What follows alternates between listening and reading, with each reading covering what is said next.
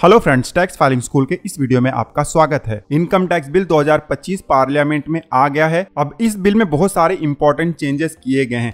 खास करके जो सेक्शन है उनको बदल दिया गया है, जैसे कि सेक्शन 80C हो गया, 80D हो गया। रिबेट जो सेक्शन से मिलता था उसको भी चेंज कर दिया गया है। रिटर्न फाइलिंग का जो सेक्शन था, जैसे कि सेक्शन 139(1), 139(4), 139(5) ITR में हमें मिलता था, उसको भी अब चेंज कर दिया गया है। शेयर मार्केट इनकम वाले जो सेक्शन थे 111A और 112A, उनको भी बदल दिया गया है। तो बहुत सारे इंपॉर्टेंट चेंजेस किए गए हैं। तो जो नया इनकम टैक्स बिल है उसमें जो नए सेक्शन लाए गए हैं, किसको रिप्लेस करके लाया गया है और उसका क्या काम है, उसके बारे में हम इस वीडियो में डिस्कस करेंगे। अगर आपके पास इनकम टैक्स बिल का कॉपी नहीं है तो उसको आप डाउनलोड कर सकते हो। सबसे पहले आपको जाना है वेब ब्राउजर पर। यहाँ पर आपको टाइप करना है संसद.in और जब इंटर करोगे तो इस तरीके से आपको पेज दिखाई दे जाएगा। आप चाहो तो थोड़ा सा इसको पढ़ लो, 10 सेकंड का इस तरीके से आपको स्क्रीन आएगा। अदरवाइज नीचे स्किप करने का भी ऑप्शन है, इस पर क्लिक करके आप आगे बढ़ सकते हो। स्लाइड शो जब खत्म होगा या तो आप स्किप करोगे तो इस तरीके से स्क्रीन आ जाएगा। अब यहाँ पर आपको ऑप्शन दिखाई देता है कि आप किस तरीके से इस वेबसाइट को विजिट करना चाहते हो। अगर आप MP हो तो आपको पहला वाला ऑप्शन सेलेक्ट करना है, बट हम गेस्ट यूजर है तो ये तीसरा वाला ऑप्शन सेलेक्ट करेंगे। अब इस तरीके से पेज आ जाता है। नीचे आइए, यहाँ पर 3 ऑप्शन दिए गए हैं। आज लोकसभा में बिल इंट्रोड्यूस हुआ है तो हम लोकसभा को सिलेक्ट कर लेंगे। अब इस तरीके से स्क्रीन आ जाता है। ऊपर देखिए यहाँ पर बिजनेस है, इस पर जब कर्सर लेकर जाओगे तो यहाँ पर लेजिस्लेशन है और यहाँ पर बिल्स है, इस पर क्लिक कर दो। अब इस तरीके से आपको पेज दिखाई दे जाएगा। आज 13 फरवरी है और आज के दिन ही इनकम टैक्स बिल इंट्रोड्यूस हुआ है तो सबसे ऊपर दिखाई दे रहा है। लेकिन हो सकता है कि आप फ्यूचर में ये वीडियो देख रहे हो, आपको अगर ना दिखाई दे रहा हो तो आप सर्च भी कर सकते हो। 10 सेकंड में बता देता हूँ सर्च कैसे करना है। ऊपर देखिए यहाँ पर फिल्टर दिया गया है, हाउस आप सिलेक्ट कर लो, लोकसभा, उसके बाद बिल टाइप यहाँ पर गवर्नमेंट, उसके बाद यहाँ पर फिल्टर दिया गया है, इसमें आप मिनिस्ट्री फाइनेंस सेलेक्ट कर लो। कैटेगरी आपको यहाँ पर सिलेक्ट करना है मनी बिल, ठीक है। उसके बाद आप डेट इंटर कर दो, 13 तारीख से 14 तारीख डाल दो। बाकी कुछ नहीं डालोगे तो भी चल जाएगा। अप्लाई पर क्लिक कर दो तो इस तरीके से फिल्टर हो जाएगा और 13 फरवरी को जो बिल पार्लियामेंट में आए थे सब दिखाई दे जाएंगे। फिलहाल आज के दिन में एक ही बिल आया था तो इनकम टैक्स बिल ही दिखाई दे रहा है, ठीक है। अब जब आपको इनकम टैक्स बिल का ऑप्शन दिखाई दे जाए तो यहाँ पर आखिरी में आपको एक्सपेंड का बटन दिखाई देता है, क्लिक कर दो। जब क्लिक करोगे तो यहाँ पर ऑटोमेटिकली डाउनलोडिंग चालू हो जाएगा। जब ये पूरा डाउनलोड हो जाए तो यहाँ पर सेव का बटन है, इस पर क्लिक करके आप सेव कर सकते हो, ठीक है। डाउनलोड जब कर लोगे, ओपन करोगे तो इस तरीके से आपको फाइल दिखाई दे जाएगा। इसमें 622 पेजेस हैं। स्टार्टिंग के जो 20 पेज हैं इसमें सिर्फ यहाँ पर पर्टिकुलर्स दिया गया है। पर्टिकुलर्स में ये बताया गया है कौन कौन से चैप्टर है, कौन कौन से सेक्शन है, ये सब कुछ यहाँ पर दिया गया है। अब जो इंपॉर्टेंट सेक्शन है, चैप्टर है, जिनका जानना आपके लिए बेहद जरूरी है, उनके बारे में हम जल्दी से डिस्कस कर लेते हैं। सबसे पहले हम पेज नंबर 22 पर जाएंगे। देखिए PDF का पेज मैं यहाँ पर कंसीडर कर रहा हूँ क्योंकि मैं मान के चल रहा हूँ कि आप भी सर्च करोगे। तो जैसे मैंने पेज नंबर 22 डाला तो यहाँ पर पेज नंबर 2 दिखाई दे रहा है। जैसे कि मैंने आपको पहले ही बताया, स्टार्टिंग के जो 20 पेज हैं वहां पर सिर्फ पर्टिकुलर्स दिया गया है और एक्चुअल में ये स्टार्ट होता है 21वें पेज से। देखिए ये पेज नंबर 21 है, यहाँ से स्टार्ट होता है ये बिल। अगर आप पूरा PDF फाइल पढ़ना चाहते हो तब तो आपको पेज नंबर इंटर करने की, फाइंड करने की जरूरत नहीं है। हम फाइंड करेंगे क्योंकि इंपॉर्टेंट सेक्शन को ही यहाँ पर डिस्कस करने वाले हैं। और 22nd पेज पे आपको डेफिनेशन दिखाई देता है। डेफिनेशन का मतलब क्या होता है, इनकम टैक्स में जो भी टर्म होते हैं उनको डिफाइन किया गया है। बहुत ही इंपॉर्टेंट ये सेक्शन होता है, सेक्शन 2 है। यहाँ पर हर चीज का मतलब दिया गया होता है डिटेल में और इसका ही इस्तेमाल किया जाता है लीगल कंप्लायंस के लिए। तो इस सेक्शन 2 को आप पढ़ सकते हो। बहुत सारे टर्म यहाँ पर दिए गए होते हैं इनकम टैक्स से रिलेटेड। उसके बाद पेज नंबर 44 में जाएंगे। 44 में जाएंगे तो यहाँ पर आपको दिखाई देगा सेक्शन 3। पिछले एक्ट में असेसमेंट ईयर और प्रीवियस ईयर होता था, उसको हटाकर अब टैक्स ईयर दे दिया गया है और इसको बता भी दिया गया है कि 12 महीने का पीरियड होगा जो कि 1 अप्रैल से स्टार्ट होगा। इसको आप पढ़ सकते हो, ये भी इंपॉर्टेंट है, नया चेंज है ये। उसके बाद सेक्शन 4 भी यहाँ पर दिया गया है। सेक्शन 4 पहले जैसा ही है। सेक्शन 4 में क्या होता है, चार्ज ऑफ इनकम टैक्स, मतलब इनकम टैक्स किस तरीके से चार्ज किया जाएगा, किस तरीके से कंप्यूट किया जाएगा। ध्यान देना, सारे सेक्शन कंप्यूटेशन में पार्टिसिपेट करते हैं, लेकिन वो किस तरीके से करेंगे, कौन कौन सी चीजें इनकम टैक्स का पार्ट बन सकती हैं, सारा कुछ इसमें दिया गया होता है। तो सेक्शन 4 भी बहुत ज्यादा इंपॉर्टेंट होता है। उसके बाद सेक्शन 5 है, ये भी बहुत ही इंपॉर्टेंट है।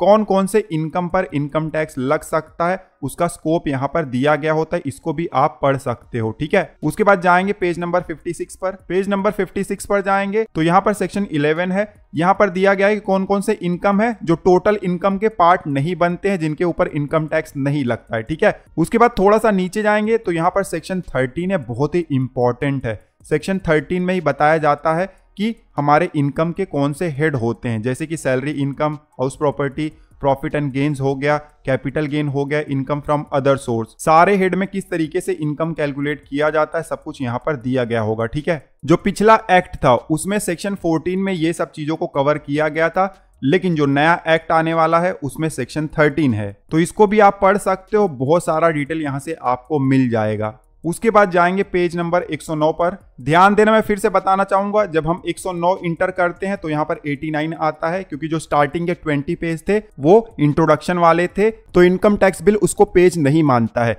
लेकिन पीडीएफ सॉफ्टवेयर उसको पेज मानता है, इसीलिए 20 पेज का डिफरेंस हमें दिखाई दे रहा है। ठीक है, जब इस पेज पर आएंगे तो यहाँ पर सेक्शन 58 मिल जाता है। अब ये सेक्शन 58 याद रखना, क्यों? क्योंकि ये किसको रिप्लेस कर रहा है पता है? सेक्शन 44 AD को, सेक्शन 44 ADA और सेक्शन 44 AE को। सेक्शन 44 AD ADA सबको याद होगा जिनका बिजनेस इनकम है, क्योंकि प्रिजम्पटिव बेसिस पर दिखाते थे, ITR 4 भर देते थे। तो वो सारे सेक्शन अब नए बिल से हटा दिए गए हैं, उनकी जगह पर सेक्शन 58 लाया गया है। जो रूल रेगुलेशन है लगभग वही है, सेक्शन का नाम चेंज कर दिया गया है। उसके बाद नीचे आएंगे पेज नंबर 116 पर।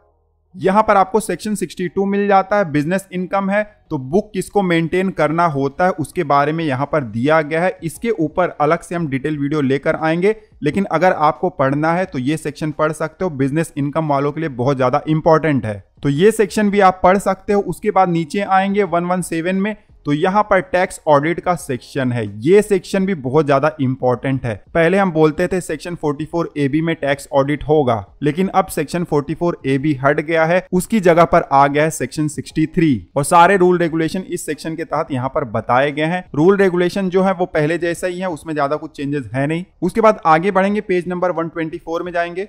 इस पेज पर नीचे आएंगे तो आपको मिल जाएगा सेक्शन 67 जो कि कैपिटल गेन से रिलेटेड है। पहले वाले इनकम टैक्स में सेक्शन 45 होता था कैपिटल गेन को कंप्यूट करने के लिए, लेकिन इस बिल में सेक्शन 67 होगा जहां पर कैपिटल गेन आपका कंप्यूट होगा।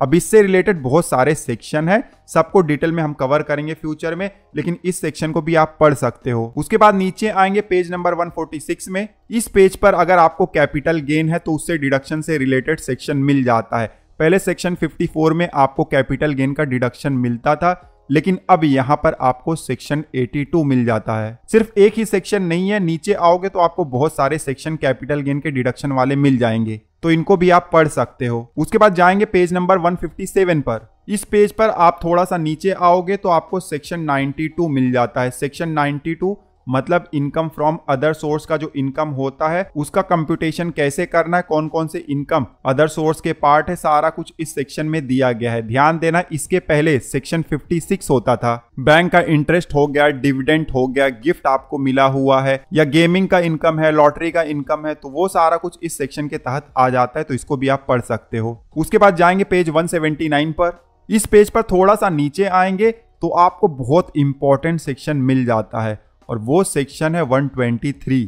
अब इसने रिप्लेस किया हुआ है डिडक्शन अंडर सेक्शन 80C को। 80C बोला जाए तो बहुत ही लेजेंडरी सेक्शन था। पुराना जो एक्ट था उसमें सिर्फ 80C बोला जाता था, हमको पता चल जाता था कि कौन कौन सा छूट हमें मिलने वाला है, तो वो अब रिप्लेस हो गया है सेक्शन 123 से। उसी तरीके से थोड़ा सा आप नीचे आओगे तो पेज नंबर 181 में आपको सेक्शन 126 का डिडक्शन भी मिल जाता है। अब आप पूछोगे ये कौन सा डिडक्शन है, तो आप हेल्थ इंश्योरेंस का जो डिडक्शन लेते हो सेक्शन 80D का, अभी उस 80D को इसने बदल दिया है। अब फ्यूचर में आप बोलोगे कि सेक्शन 126 का जो हेल्थ इंश्योरेंस का बेनिफिट मिलता है उसका क्लेम लेना है, तो इसके बारे में भी आप पढ़ सकते हो। ये सारे ध्यान देना है आपको, ओल्ड टैक्स रिगमे के लिए एप्लीकेबल हो सकते हैं। ठीक है, उसके बाद पेज नंबर 207 पर जाना है। इस पेज पर सेक्शन 156 मिल जाता है, बहुत ही इंपॉर्टेंट सेक्शन है। अभी बजट 2025 में अनाउंसमेंट हुआ था कि 12 लाख तक की इनकम पर टैक्स नहीं लगेगा, तो टैक्स कैसे नहीं लगेगा? रीबेट के जरिए। करंटली जो रीबेट मिलता है सेक्शन 87 के तहत मिलता है,